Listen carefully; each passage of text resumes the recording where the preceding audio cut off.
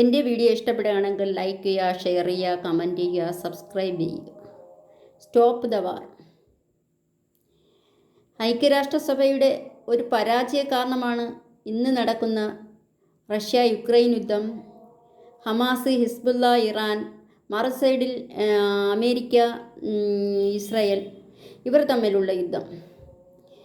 ഒരു പ്രശ്നം ഉണ്ടാകുമ്പോൾ ഐക്യരാഷ്ട്രസഭയുടെ കീഴിൽ പ്രവർത്തിക്കുന്ന അന്താരാഷ്ട്ര നീതിന്യായ കോടതിയിൽ ആ പ്രശ്നങ്ങൾ ചർച്ച ചെയ്ത് പരിഹരിക്കാതെ അത് യുദ്ധത്തിലേക്ക് കൊണ്ടുപോവുകയാണ് ഐക്യരാഷ്ട്രസഭ ചെയ്യുന്നത്. ഐക്യരാഷ്ട്രസഭയുടെ ഒരു പരാജയ കാരണമായിട്ടാണ് എനിക്ക് ഇവിടെ ഈ യുദ്ധങ്ങളെ വിലയിരുത്താൻ പറ്റുള്ളൂ.